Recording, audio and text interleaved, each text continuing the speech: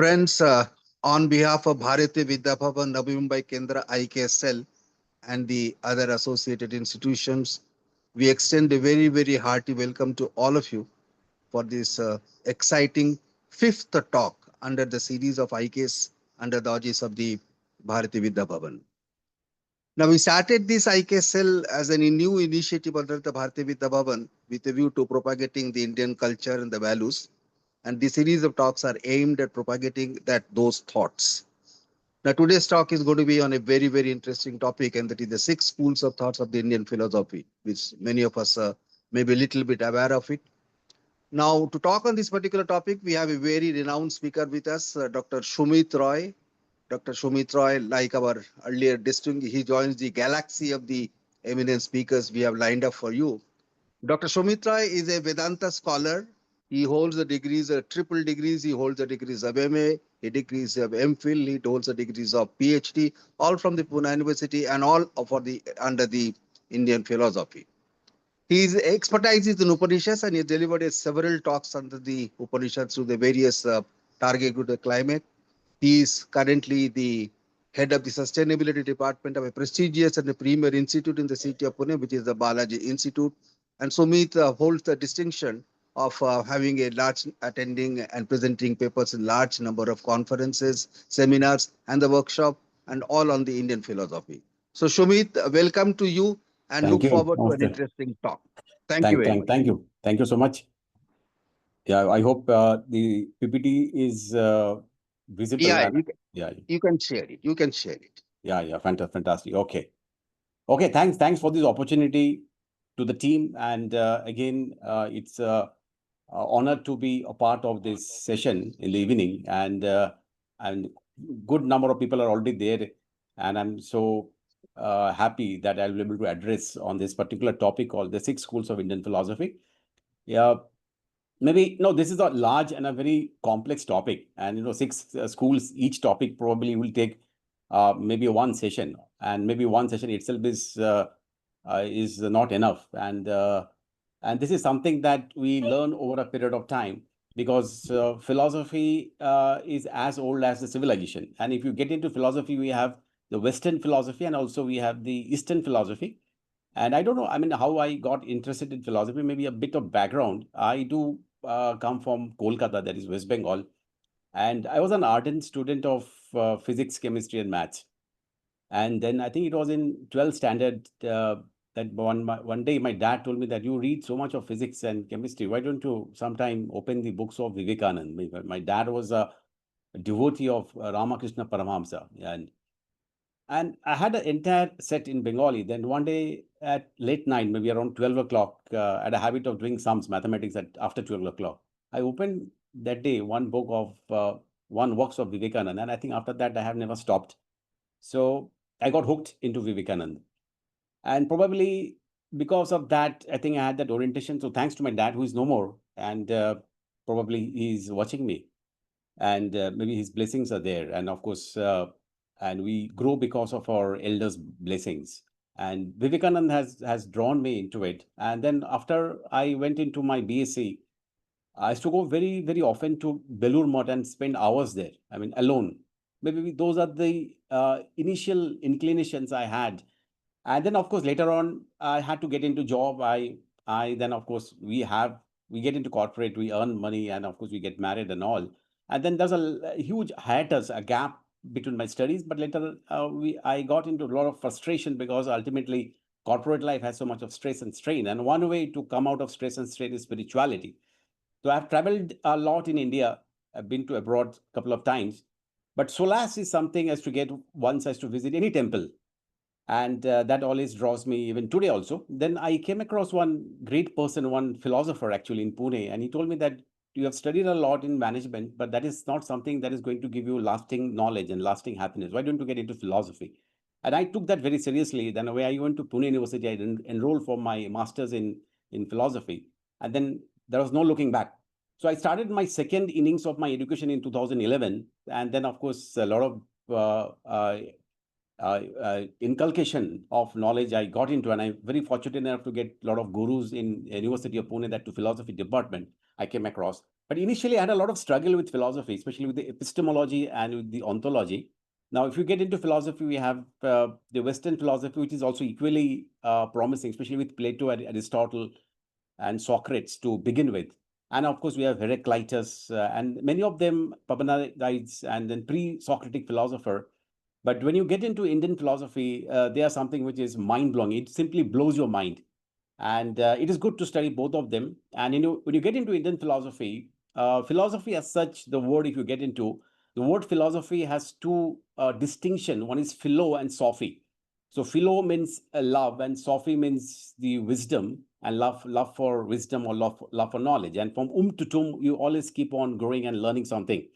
And especially when you get into Indian philosophy, that is it is absolutely something which gives you dimensions in terms of logic. It gets into axiology, it gets into epistemology, it gets into ontology, it gets into values, it gets into ethics, and of course it gets into so much of ways by which we understand life. And philosophy, of course, is something where people are trying to understand what is reality, and that is the metaphysics, and what exactly is universal and what is particular. So when you get into philosophy in India, Bharat में हम लोग philosophy को as such philosophy नहीं बोलते, it is called दर्शन. तो इसलिए जब अब हम लोग मंदिर में जाते हैं, हम लोग पूछते, मंदिर में जाना बड़ी बात नहीं है, बट मंदिर में जाके दर्शन करना बहुत बड़ी बात है, because when you go to the mandir, दर्शन होना बहुत जरूरी है. So philosophy in India is called as a darshan shastra. So it is the marg. So we have two marg. One is the nivritti marg, and I think called the pravritti marg. Pravritti marg is the marg that where you are outward oriented. It is something which is outward manifestation. And Indian philosophy is very inner directed, which is basically antarmukhi, and it is something which is talking about where we go inside. It is the nivritti marg. And in the Nivritti Marg, of course, it is not just somewhere we get into esoteric form, though there are dimensions of esotericism, but where you get into logic. Now, this isko kaha jata hai Shad Darshan. So that is 6 schools of Indian philosophy. As such, we have more orthodox and heterodox also. We have Buddhism, we have Jainism, and we have Charvaka, which today I'm not going to really get into. The Charvaka and the Jainism and Buddhism itself, especially the Buddhism and Jainism itself, is very vast, and of course they require a different treatment. But today's talk is primarily on the 6 schools of Indian philosophy. So, and we have the Naya, Vaishishika, Sankhya, Yoga, Mimamsa, and Vedanta. What I'm going to do is that I'm just going to touch base some of them, because it is so vast and it is so exciting to really get into it. But of course, at the same time, the gist of it, I'm going to give it to you. And of course, many of you, or all of you, can actually get back, and you can turn the pages of some of the Indian philosophy books, where a lot of great scholars has done a lot of work, and still a lot of work is actually happening. Now, you may be surprised that, why I have kept this cloud chamber electron moving actually. And when I read philosophy, I also read parallelly physics, even modern physics also. And by and large, you will find that the Western philosophy, especially the modern Western philosophy and the modern Western science, has a lot of relevance with the Indian philosophy that happened almost 3,000 years back, even more than actually. The history of civilization is history of philosophy. And we have great philosophers from India. And of course, they are there across, and their work is actually happening. So let's understand one by one. Naya school is a school which gets into logic and epistemology, and it was started by the Rishi Gautama. Vaishishika was by Kanad, and they get into the atomic theory. Sankhya is something which is very exciting because it is dualistic, it is not monism. Yoga, of course, is something which is applicable. And yoga is not only about asana, which is just a spectrum. And Mimamsa is something which gets into, it was started by Jamini. And Mimamsa gets into, it is a bit atheistic. It gets into the ritualism. And the most exciting about of all these 6 philosophy is the Uttara Mimamsa, which was given by Badrayana. And of course, that itself also has 6 schools of Vedanta, which today we'll not touch upon, because again, that is very complex at times. So we'll touch base, and maybe some of them I'll get much more into details. So Naya school, if you really get into, it actually talks about the logical school of philosophy, which focuses on logic and epistemology. Now, epistemology is a branch of philosophy that deals with knowledge. And Vidya and Gyan, everybody requires, because ultimately somebody says that Indian philosophy is a bit pessimistic. Yeah, it starts with pessimism. Even Buddhism also starts with pessimism. But if you really get into it, they actually, layer by layer, they are trying to delineate and trying to remove the ignorance. It is asatoma sadgamaya tamosoma jyotirgamaya mritumaya amritumaya om shanti shanti shanti. Now asatoma sadgamaya, basically we are moving from unknown to known, and tamosoma jyotirgamaya, from darkness to light, and from mortality to immortality, and then we say shanti three times, and there's a lot of significance of that. We generally have problem like we have adi bhautika problem, we have adi daivika and adhyatmika. Yeah, somebody's yeah. So these are the various problem. When I say adi bhautika, we have external problem, we have adi daivika, the problem that can come from heaven, and we have adhyatmika, the problem that can happen from inside. So Naya actually gets into the logic, because ultimately when you get into philosophy or darshan, there's a lot of defense mechanism is required, because before we get into the yoga philosophy or Sankhya philosophy or even in the Vedanta philosophy, one has to really prepare the mind, because if the mind is not developed and fertile to really understand how things are taking place, then you'll not be able to understand the aphoristic and the terms versions of philosophy. If you especially get into the Indian philosophy, they are very aphoristic, and they are very terse, and they are very dense. And there is something called as a sutra literature, and it is very difficult at times to decode those sutras. So it is good to start with Naya philosophy, because that actually gives us a very good understanding about how actually we get into the epistemology and into the knowledge dimension. Now, every six schools of philosophy has a different source of knowledge. So Pratyaksha is basically talks about perception. Perception is something where we are trying to understand the external world. Anumana is inference. We infer, हाँ ऐसा है तो ऐसा हो सकता है. Upamana is a comparison, and Sabda is called as a verbal testimony.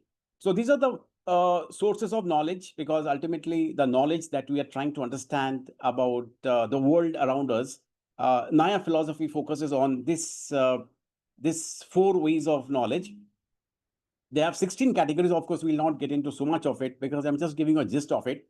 So methods of objects of inquiry is pramana. Pramana is a very, very important word in philosophy. Pramana is a means of valid knowledge, because knowledge is that, is it valid? Even in research category, those who are into research and writing books and publishing paper, आप देखेंगे, they generally go, they say that आपको ये जो लिखा ये कहाँ से मिला? Where? So if you say that atom is something which is the smallest, but who says so?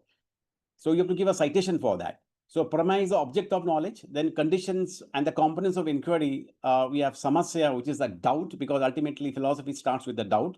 And all philosophers started with a doubt. Even science, if I ask you what is science, science starts with questioning. And what is reality? Why we have gravitation? What is gravity? What is electron? Why they are rotating? What is proton? What is beyond proton? Why is the moon not falling inside the earth?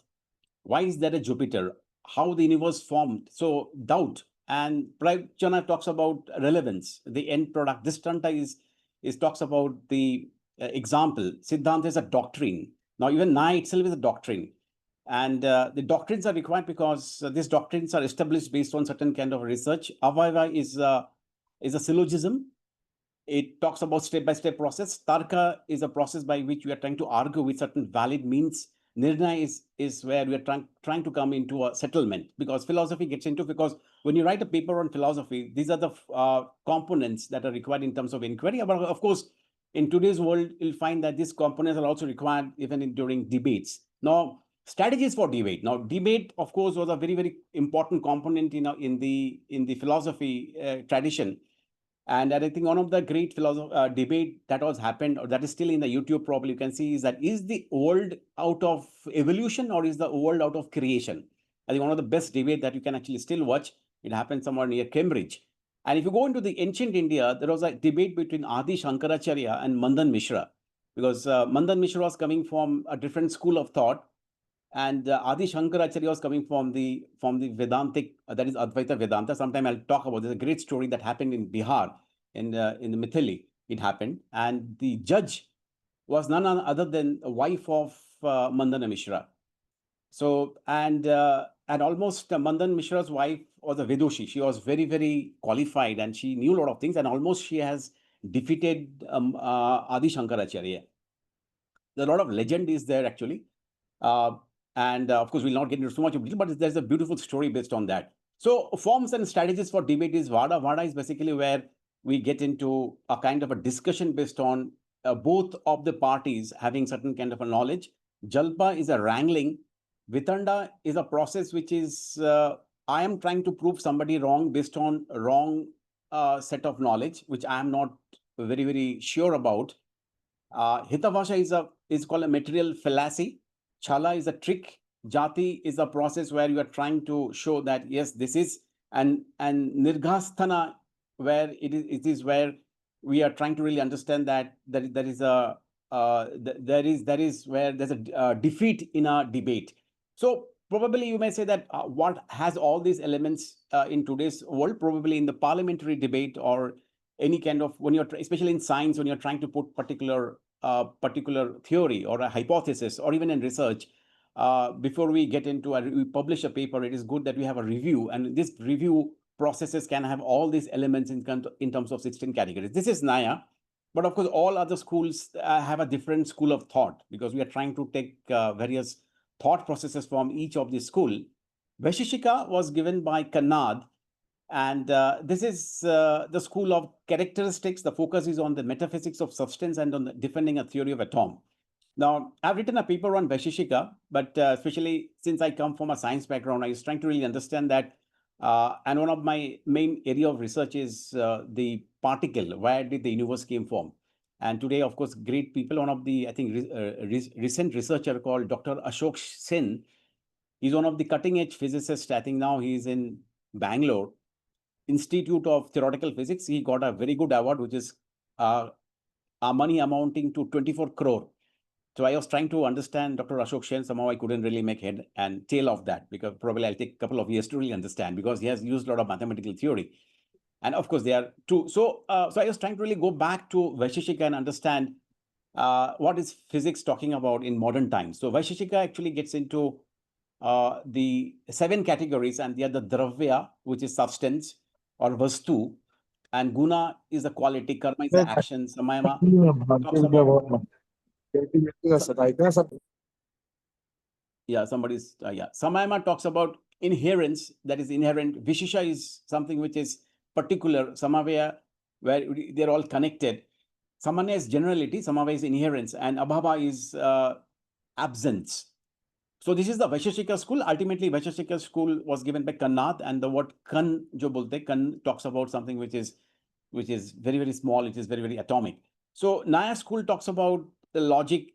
It talks about debate. It talks about 16 categories. Vaisheshika school is much more specific in terms of understanding what it is, and maybe Naya school is more into the mind and emotions and logic. Vaisheshika school is more into the particulars, and it is much more scientific basis. So Kannad can be called as one of the ancient scientists of India.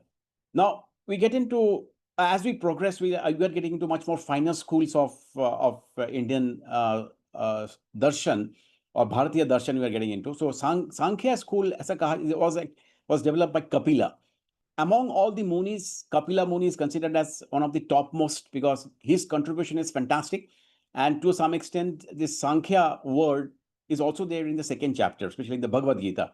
Because when Arjuna was very, very debilitated, and he was trying to get facilitated by Lord Krishna, and to some extent, implicitly, Lord Krishna has used actually Sankhya philosophy. But of course, I mean, that is quite loosely, because Prakriti is something which is in and around us. The world around us is the Prakriti. And the Purusha doesn't mean it is a male. Purusha basically means something which is the absolute consciousness, which is the base of the ground of everything. And there's always an interplay, as you can see in the diagram, there's always an interplay between the Purusha and the Prakriti, where it keeps moving. Prakriti forms because of the Purusha, and Purusha gets influenced because of the Prakriti. Even if you see how it relates to our own life, that we have a mind, but even mind has so much of classification. We'll get into the yoga philosophy. Just because we think of something, then we create something. So everything is being created twice, first in the mind and then in the reality. The blueprint of every creation, blueprint of matter is because of the mind. सोचा इसलिए हुआ, सोचते नहीं तो नहीं होता था. If you get into really entrepreneurship and management, if Tata got formed, it's because somebody from Tata so many years before thought about starting a company, then it was in the form of an idea. So that is at a very gross level, you're trying to really understand that. But at a universe, at a cosmic level, of course, it is much more grander. So Sankhya philosophy is also called enumeration because it gets into causation. And there are 24 tattva are there. So ultimately, they are talking about source of knowledge as pratyaksha, that is perception, anumana is the inference, and shabda is the verbal testimony. So we can see here that Purusha and the Prakriti are two dynamics, and of course there's an interplay where we have a Vivek or the Buddhi, and Purusha is also called as the witness consciousness, which is also there in the Vedanta, because even consciousness is something is considered as the ground of all being, and Prakriti talks about all matter, and it is also cognition, it is also emotions, it is also our action, it is our mind. And Prakriti is also I consciousness. This I consciousness is very different from universal consciousness. So we have Jiva, we have Jagat, and we have Brahma, and also we have Ishwara. So these are again an interplay, and to some extent, you will find that the Advaita Vedanta or the Vedanta concepts has certain kind of a relevance with the Sankhya. It is called enumeration because Sankhya talks about number, enumeration, and there are 24 tattva. Now you can have a very good look here, the causation theory. So this is a Sankhya chart which has 25 tattva actually. So we have the Purusha, that is the consciousness. Then we have the Mula Prakriti, unmanifest.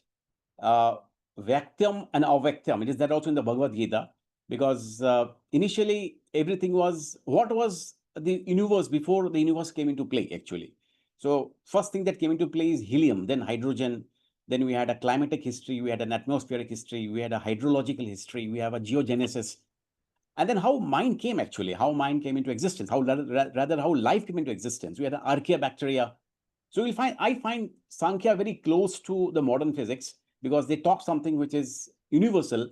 And today, if you talk about David Chalmers and David Hawking and Ned Block, because these are all the modern, I mean, you can say modern gurus in the field of consciousness. And when I study something on consciousness studies that is called Chaitanya or Chaitanya, I think to a large extent, Sankhya is very, very scientific.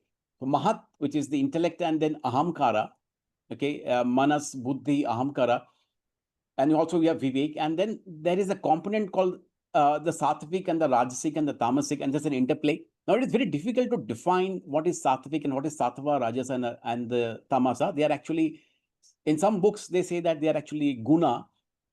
In English, you can call them as a quality, but I was doing more research. They say that they are not guna, they are not quality, but they are something called as inherence. They are just there.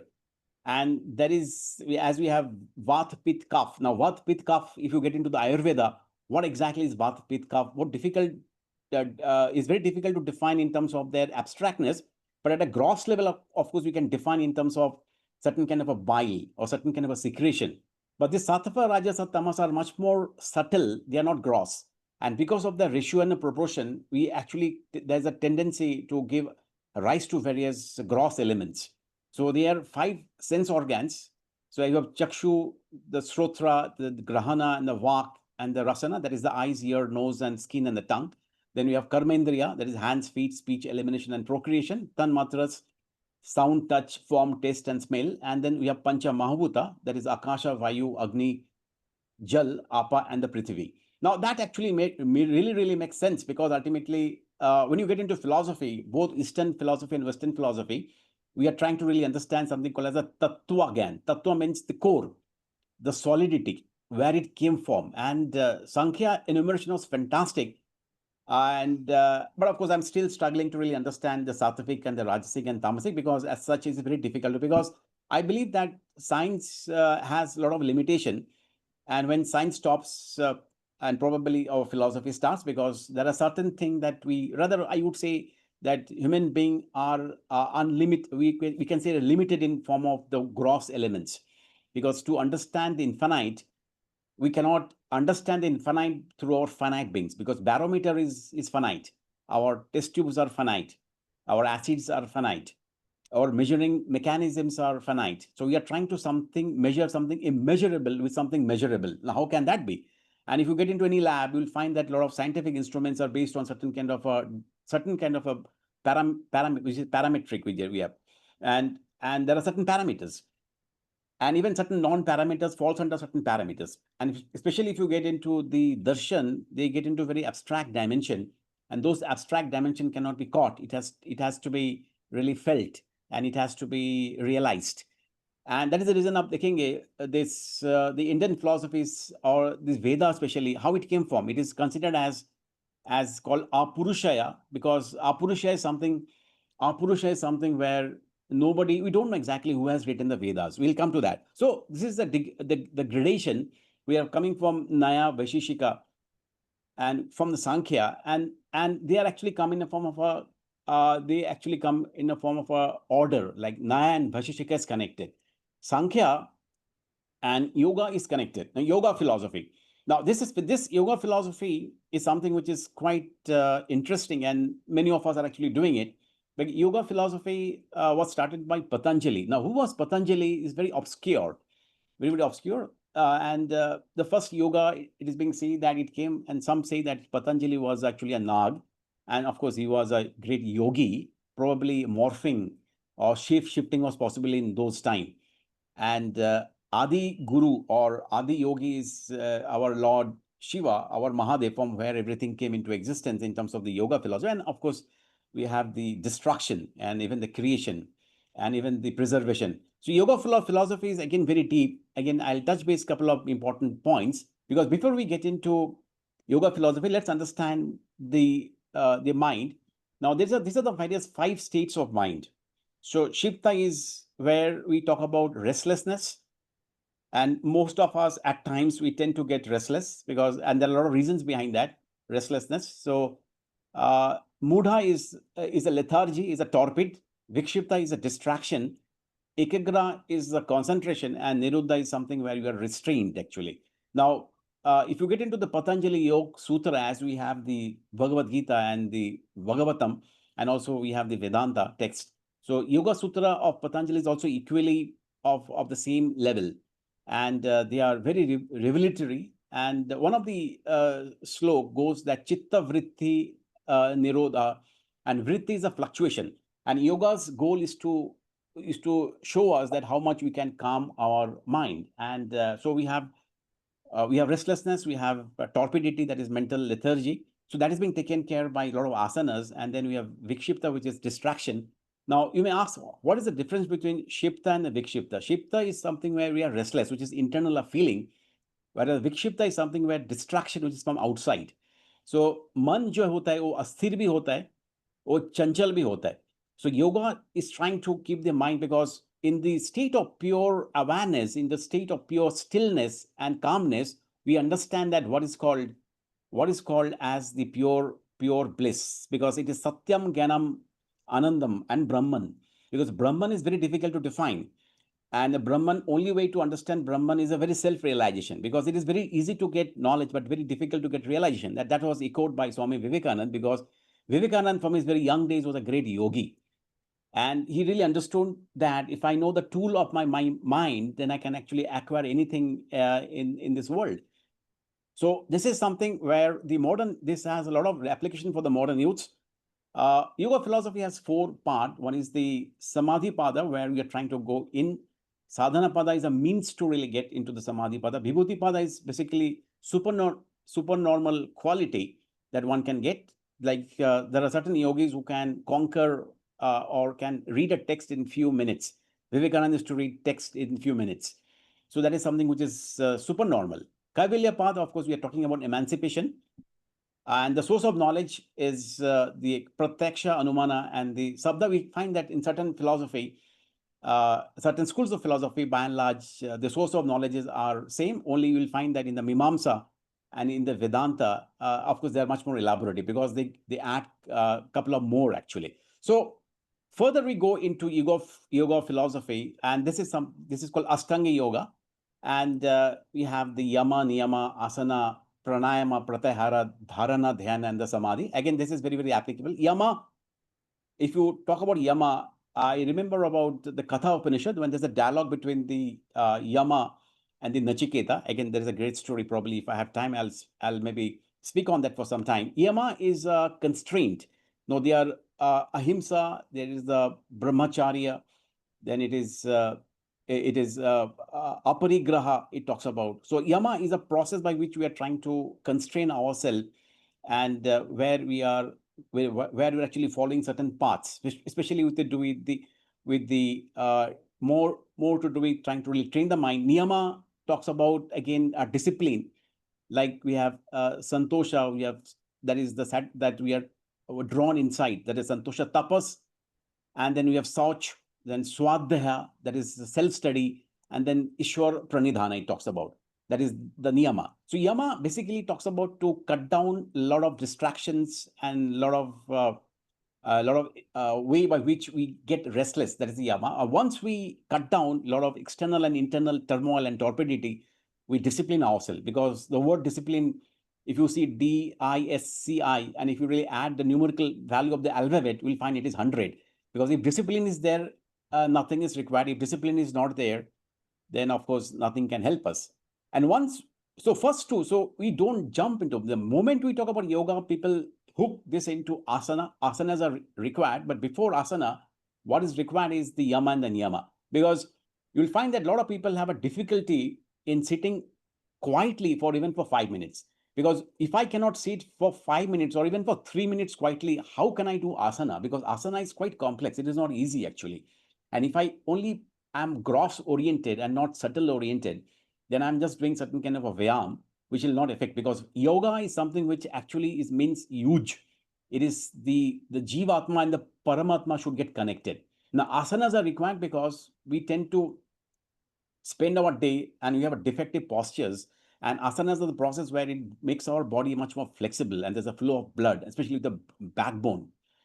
And they are required in a certain disciplined way, that too from a trained teacher. And of course, there are great number of asanas, and of course, one can write papers and of course do asana, and it has a lot of significance. And pranayama, of course, is a breathing, because our mind and our breathing has a lot of relevance. If you find that those creatures which breathe fast, they die fast, and those creatures which breathe slow, they actually they live very long, and that is a scientific study based on that. So pranayama and the yoga makes our breathing much more control.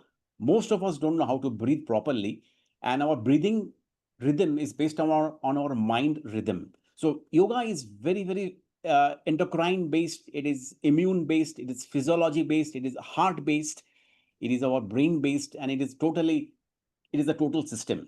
So it is taking care. Pratyahara is basically like a tortoise, where the limbs of the tortoise are actually drawn inside, because we have so much of a materialism, we have so much of distraction, we have so much of culture about the AI and the internet. Of course, they have their own significance.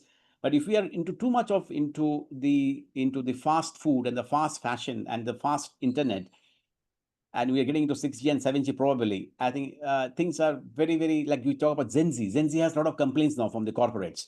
So Pratyahara has a lot of dynamics. Dharana is where we are trying to get into a flow, and dhyana is basically trying to go inside, that is the meditation. And samadhi is the ultimate, where you know that enough of body, enough of mind, enough of enough, let me understand what is the reality. Even if you get into the dharma, the word dharma talks about three, which is holding and which is actually sustaining everything.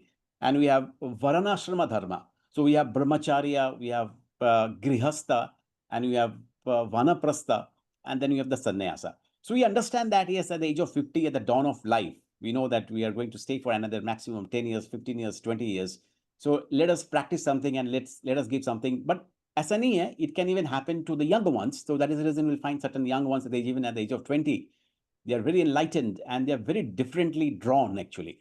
So, and so this is, I find, whenever actually I read these subjects and I contemplate, I find that what is the application in today's world, especially with the youth? Because at the age of 60, we have a lot of knowledge and wisdom, but we think that as a knowledge, if you would have had at the age of 15, probably would have actually progressed in life much more. Actually, we tend to dissipate our lot of energy, because the youth has a lot of energy, but they are misdirected. Sometimes I say that we have today, in the age of internet, we are in the age of guided missiles, but misguided men. And so how do we guide actually? So our Indian Shastras and Indian philosophy is a fantastic tool to guide anybody. And but they are more required if this comes to the young age. Of course, it can make a lot of difference, especially with the Yama and the Niyama. Purva Mimamsa is something which is again it is not theistic philosophy because they get into the dynamics of the of the investigation, and it is something related to the Naya philosophy, that is epistemology. Focus is critical investigation, the meaning of the Vedic utterance, because Vedas ultimately talks about knowledge, and Vedanta is a cutting edge knowledge where we have actually studied everything, and there is nothing. So it is there in the Chandogya Upanishad, which I'll be discussing later. It was there's a lot of stories there. So it was Shivakatu is asking his father Uddalaka, but dad, is there anything that I can know, that if I know that I need not know anything? And then the father gives a fantastic answer. And if you get into Indian knowledge system, especially from the Vigyan or Bharatiya Gyan Vigyan Parampara, so I was doing a lot of research on the modern science and the ancient science. And who is the first scientist of India? Of course, there are a lot of scientists from India that is even upcoming. They are doing great jobs, especially in IISER. And one of the first scientists of India is Uddalaka. That is during the Vedic times, actually. Of course, we talk about Brahmagupta, and we have Siddhanta ceremony, and we have Aryabhatta, and we have Rasyan Sashra and zinc extraction. We'll get a lot of things. But the way Uddalaka has explained everything to his son Sevakatu talks about the critical investigation, that if you know something, and what is that something, it gets into the Brahma again. Because Brahma again is something it doesn't come that easily. Ishvara or a god is not relevant to the understanding of the Vedic utterance. That's what Purva Mimamsa say, but all other philosophy doesn't say like that. So we are trying to really understand various schools of thought. The focus on exegesis of the Vedas, philology, and the interpretation of the Vedic ritual. So it is basically very, very ritualistic. And of course, the source of knowledge is much more compared to Naya and the Vaishishika. So it is talking about Pratyaksh, and it is talking about Anuman, Upaman, Sabda, Arthapati. Arthapati is basically postulation, which is required in, if this is like this, then this is like this. Okay, so if somebody is getting, say, fat, but he doesn't eat food, how come he's actually getting fat? So then there's a postulation. So we have scientific postulations also, and then there's a ways by which we are trying to really postulate and understand where it is coming from. And Anupalabdhi is non-existence; it doesn't exist. So that it's also a source of knowledge. So here now these are the 5 schools of thought we have already covered. Now one of the most important school of thought now we are actually entering into, that is the Vedanta school of thought, because generally those who are into Indian knowledge system, uh, I think one of the most attraction of Indian knowledge system is the Vedic corpus, of course, which is of course even very, very attractive to me also. But I believe that one cannot jump into Vedantic knowledge just like that, because it is a grounding is required, because one cannot study calculus without studying the algebra and the trigonometry properly. So, understanding of the calculus can become easy once one knows the Naya and the Vaishishika, because your thoughts are actually getting, cannot directly jump into it. Now, before I get into the Vedantic philosophy, it is vast, first of all, and it is very exciting, and there's a lot of work that is happening even today. So, there's a word called, what is Prasthanatrai? The word Prasthanatrai, jo hai, Prasthan means something that you are getting off, that you are setting off, okay? And setting off for what actually?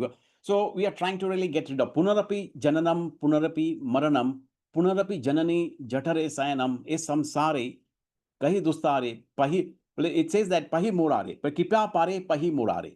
Now, what happens is that we are actually taking birth and we are dying. Punarapi Jananam, Punarapi Maranam, Punarapi Janani Jatare Sayanam. We are going to get a new mom again.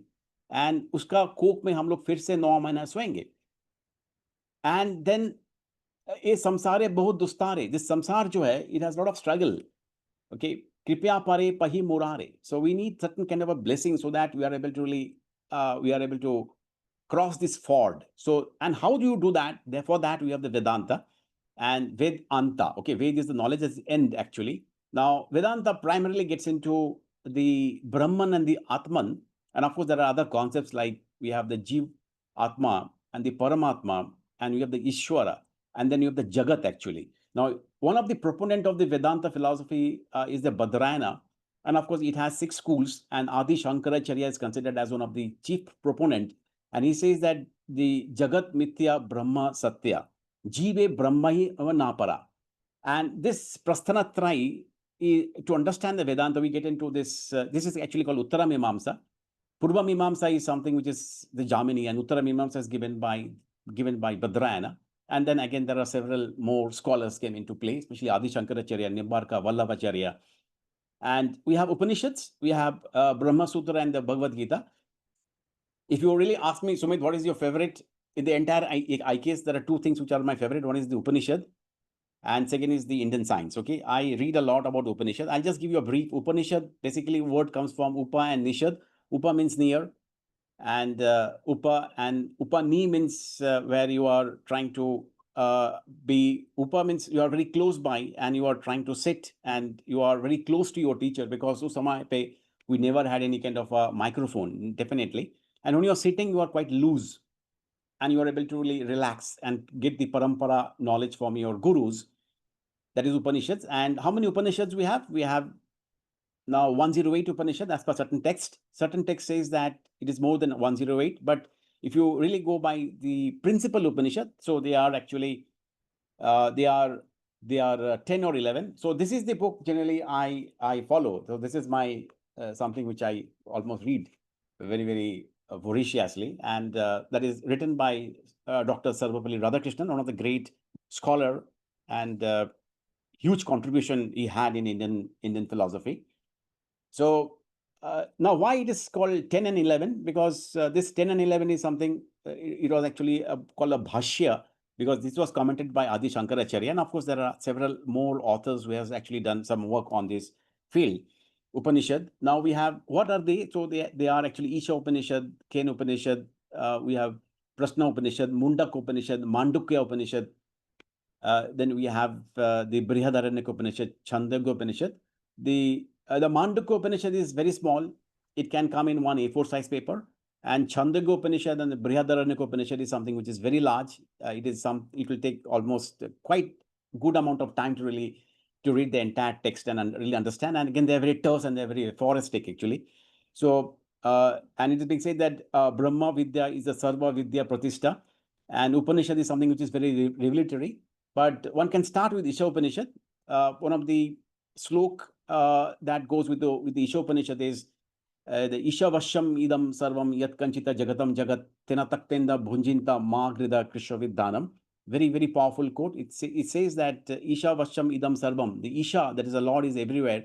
And why do we covet for anything? Because those goods are not actually belongs to us. It belongs to somebody. Anyway, we have to leave this world after some time. And so let's enjoy by Tyag. And even if you see the Bhagavad Gita, if you really reverse it, it becomes Tyag actually. So Gita Tyag. So ultimately, renunciation is something which talks on our text. Brahma Sutra is very difficult, one of the toughest texts that I came across in Indian knowledge system. And there are 555 sutras are there, or the slokas are there. So it requires a lot of contemplation. So definitely, and it is very, very, it belongs on the Naya Sutra. So we have a Shruti Parampara, and we have the Smriti Parampara. And Shruti is something that is being heard, and Smriti Parampara is something that is being memorized. And of course, we have Ramayana and the Mahabharata. And the Bhagavad Gita is actually both. It is both the Smriti Parampara and also the Shruti Parampara. And if you really talk about Bhagavad Gita is a gist of the Upanishad. And one of the way by which probably I think we have around 10 minutes. I'll take certain questions.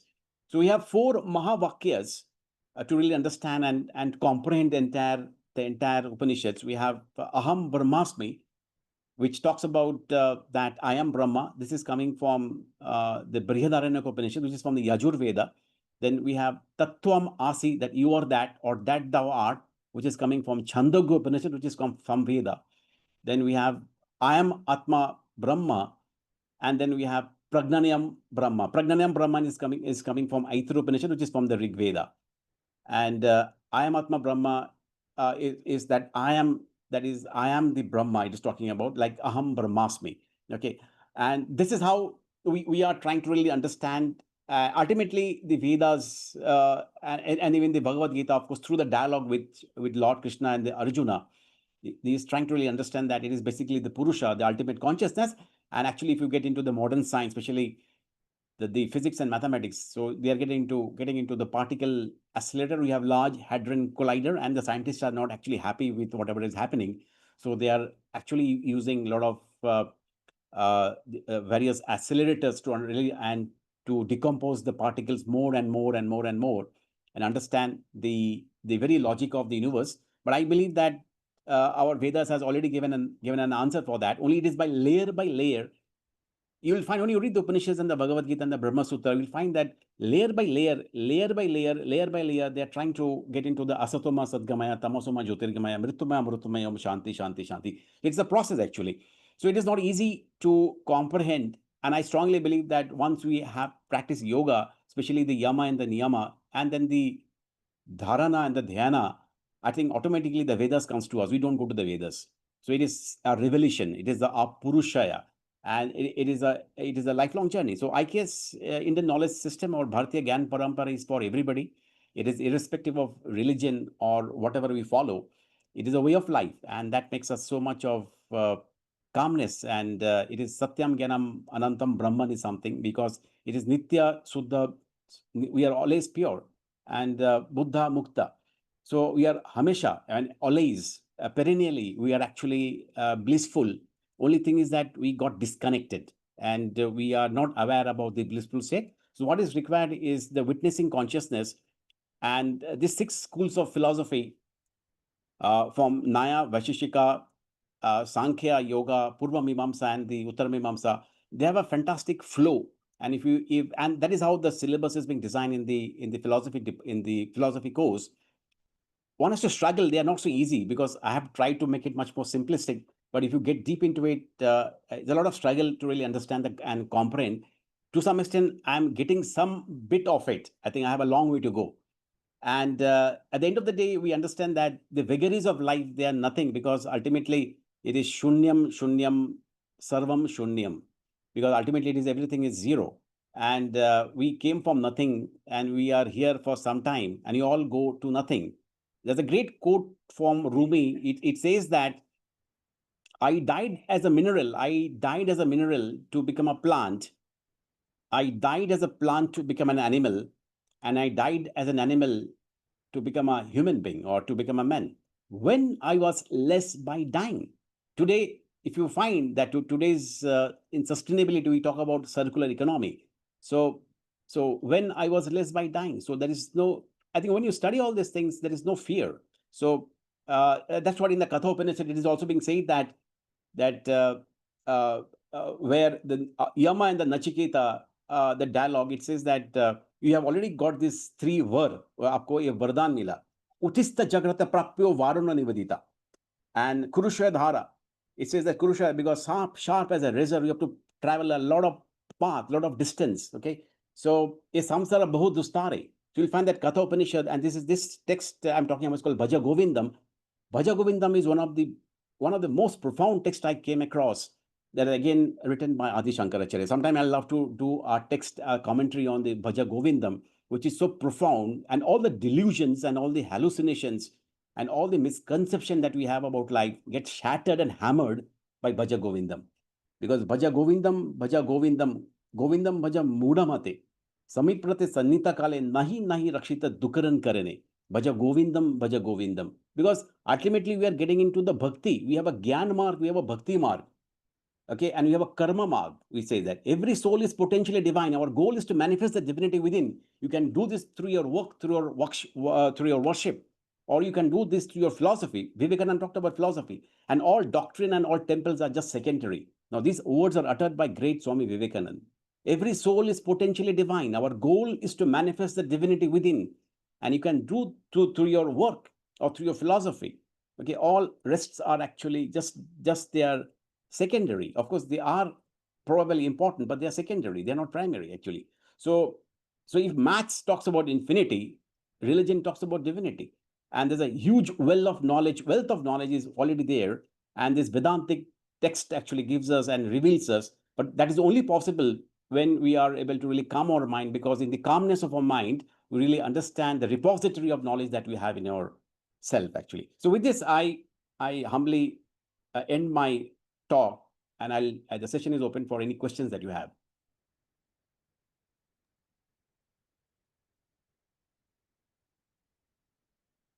Yeah, members can unmute. Sir, I have a question, if you may allow, please.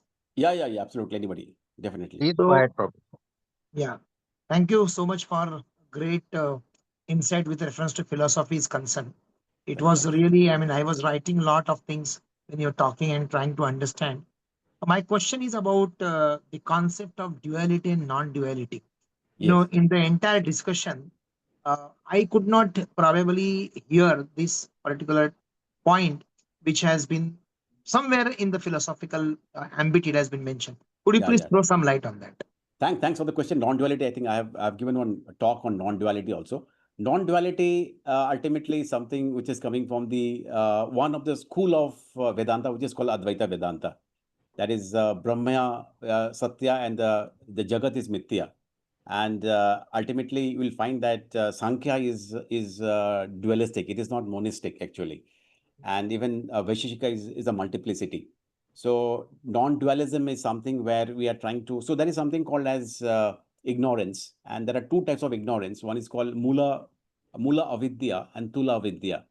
So, like the classical example that is given in the Advaita Vedanta is a rope and the snake. Rope and the snake.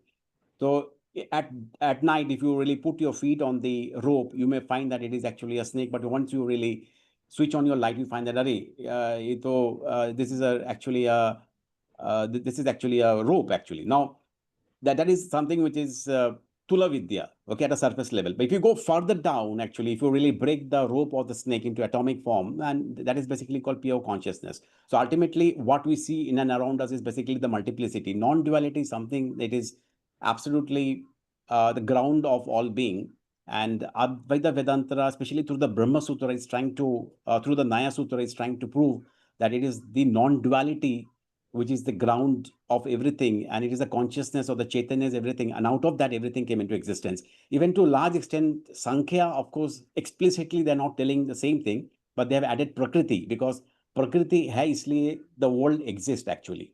But if you study more, and if you go and if you really slice life more, and if you really take your intellectual sword and you start dissecting it, you will find that ultimately what lies is basically the Brahman, but very difficult to define Brahman. So, and that is something where the Advaita Vedanta is trying to establish that it is the Brahman which is the absolute, and it is something beyond that, that is nothing actually.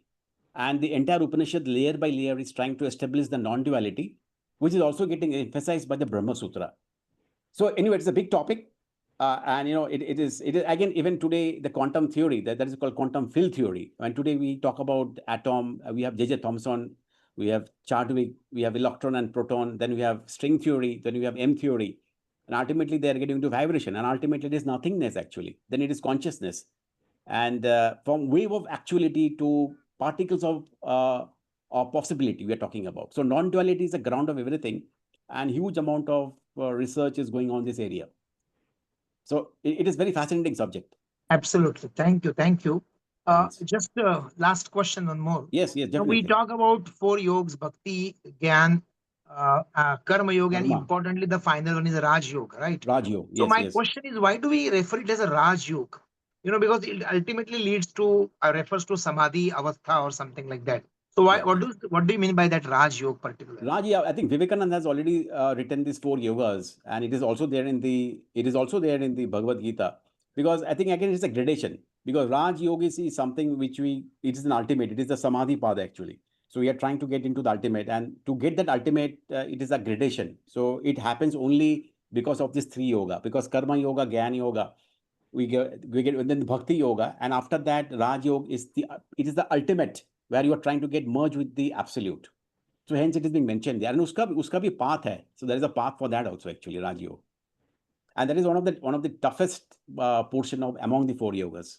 Absolutely. Thank you. I mean, a lot of things to ask, but anyway, Yeah, keeping yeah, the time constraint, thank you so much for your yeah. Thanks, insight. thanks. Good evening, sir. Good evening. Sir, I'm Dr. Priyadarshini Poddar.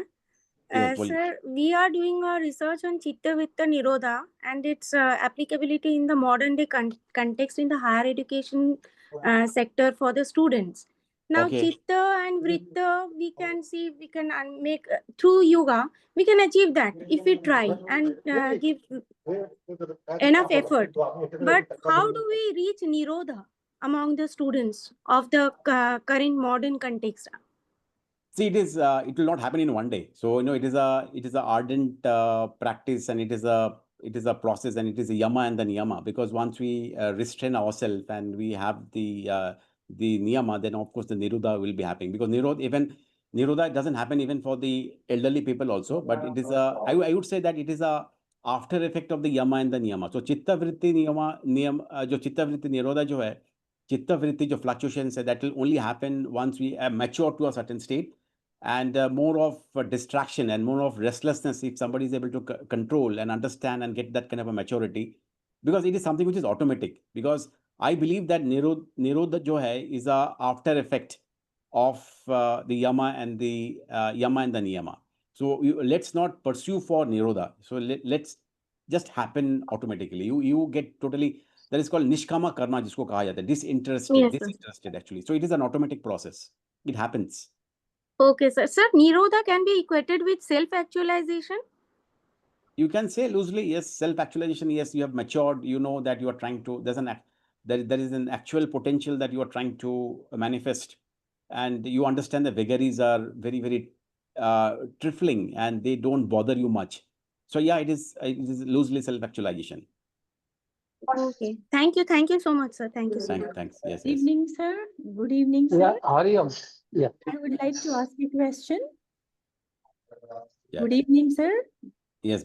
Good evening. I am Damayanti. My name is Damayanti. Yes, ma'am.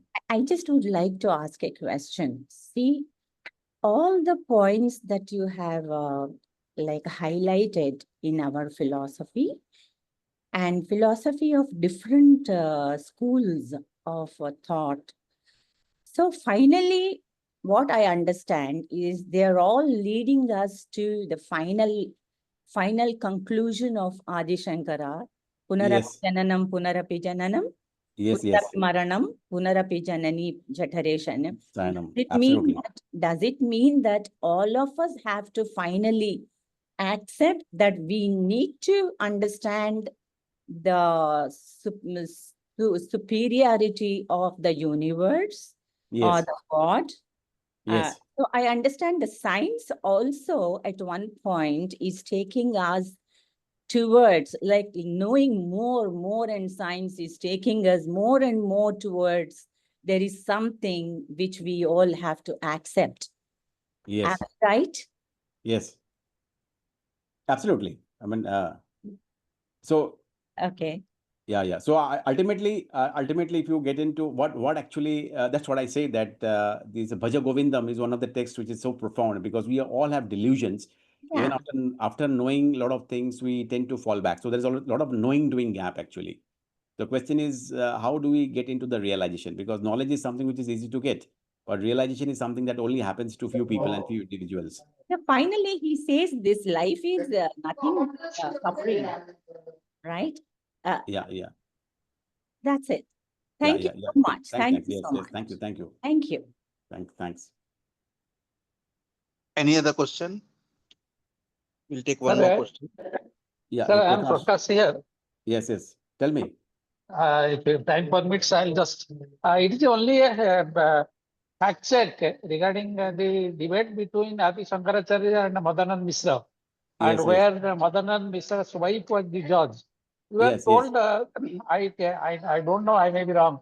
Adi Shankaracharya who has won that debate, but today you are telling that his wife has won the debate. Is it so? No. I think I have not told you the entire story. Adi Shankaracharya owned, definitely. It went for several days. What happened actually? What happened? Mandana Mishra became the disciple of Adi Shankaracharya, because it was Mandana Mishra was following Kumarila Bhatta, and they were coming from the Purva Mimamsa, and Adi Shankaracharya was coming from the Advaita Vedanta. He was trying to establish the position. And Mandan Mishra's wife had certain questions which is related to the Prakriti, which is to the world actually. And then of course she asked a lot of questions, and those answers were not known by Adi Shankaracharya. So there are certain legendary stories on that. So he had to leave his body, came back, then he prepared himself for that. And then of course he answered those questions, and of course he won the debate actually. That is the reason if you go to Srinagri, you will find it was Ubhay Bharati. Yeah? Ubhay Bharati is the Murti is still there actually, and he had a lot of reverence for all the ladies actually. So anyway, that is the Shakti part of it actually. So Adi Shankaracharya, he had a lot of love for his own mom also. So, I mean, probably again, we can have, I mean, if you are interested, we can have a talk on Adi Shankaracharya's life actually. So that is so fascinating. I mean, though he knew that it is basically the ultimate is the Brahma, but at the same time, he knew that certain duty that he had to do, and he has done those duties. So again, this aspects of balancing, he has done it. But ultimately, it is the Brahma Gyan that was being established by Adi Shankaracharya. So I think with that, we come to this end of this particular fascinating session. Thank you very much, Dr. Sumitra, for throwing a, Thank you. it's a very, very, very vast subject what we talk today on. It is. And it has definitely thrown open a lot of light, a lot of insight to many of us. Yes. And we hope that we will be more enlightened as we go along. Thank you very much for being with us, and thanks a lot to each and everyone present over here for spending their evening with us. And we look forward to our further journey, future journey, more enlightening journey in the IKSL of Bharati Vidya Bhavan. Thank you very much, Dr. Thank Sumit Roy. Thank And we you. look forward Thank to you. seeing you in some other time. Thank you. Thanks a lot. Absolutely. Thank you. Namaste all. Yes. Thanks.